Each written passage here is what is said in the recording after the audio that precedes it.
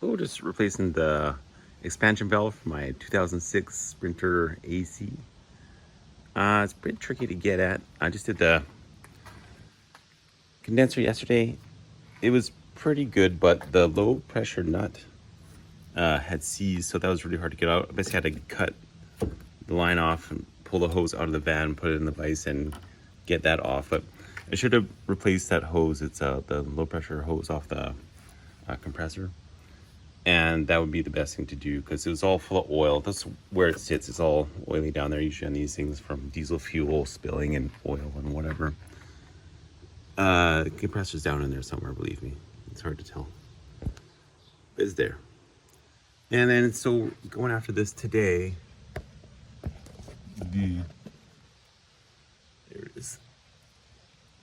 There's the valve there. So I'm finding it's 10mm nut to begin with. I just used a swivel and a short extension and it got it pretty easy. So far nothing's seized up on me. Must be the original one. I don't know for a fact that it's bad, but just replacing that, the dryer, and condenser with new to get this thing to hopefully work again.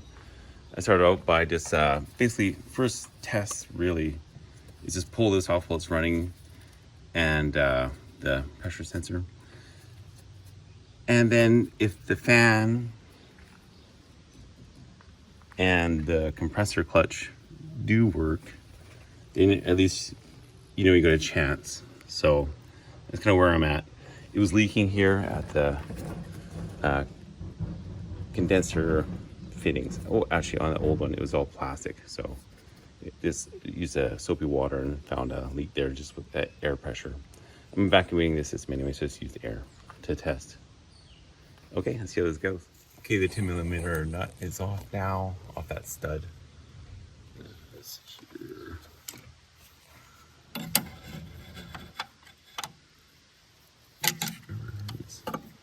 Oh yeah, pops off pretty easy. So 2 seals there will have to be replaced.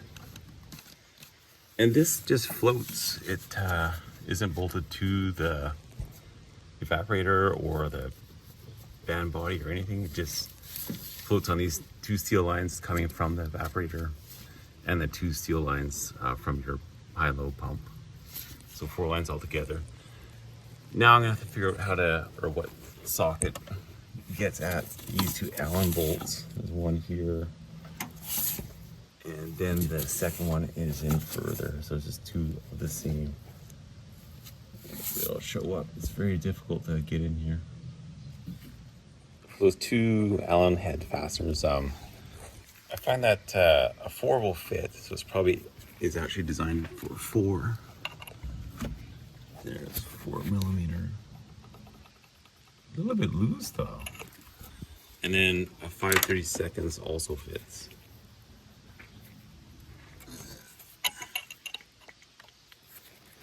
It's slightly tighter, so 4 or 5/32 head bolt.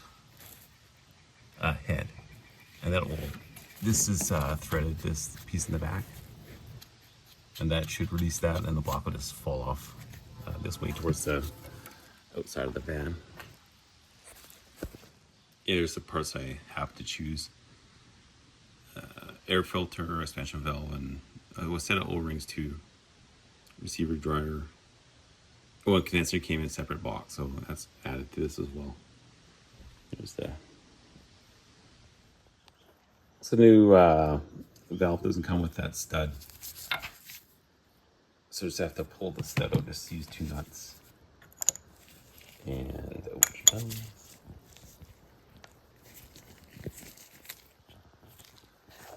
Bad lighting.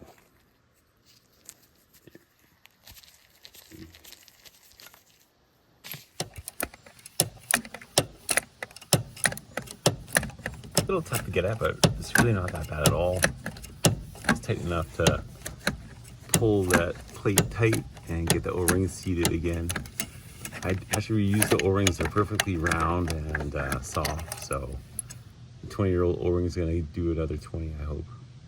But I already tested. I know they don't leak, and they look in perfect shape. And that I have new O-rings, but they're probably worse than these genuine O-rings. So going in together not too badly.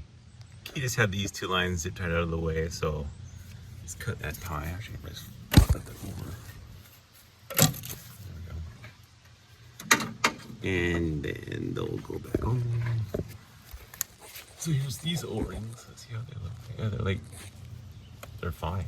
You know, no other O-ring's gonna seal better than these ones. So on they go. There was a little bit of oil on that and stuff, so just sliding easily. Yeah, so I'll get that and then get that nut started. I'll shoot a bit further, just far enough to get this nut started. I need 2 hands though, so I'll do it off camera.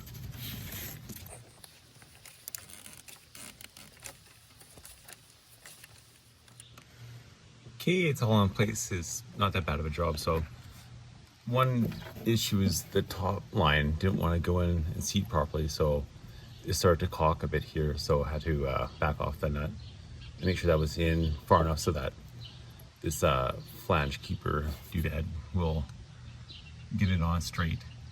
That's about it. So that's all the components I'm proactively replacing, which commonly go bad and are so cheap anyway. Now it's just crazy cheap. I can't believe how low cost they are. And now attack the AC system, vacuum it out, go to the store and buy some refrigerant, or actually some propane in a bottle basically, and put it in. Here's the amounts. So 1.9 pounds or 860 grams or 0.60 kilograms. No one uses a kilogram, so yeah.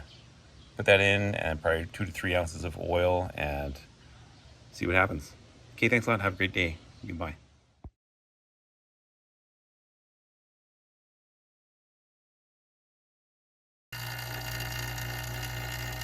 Put moisture in there.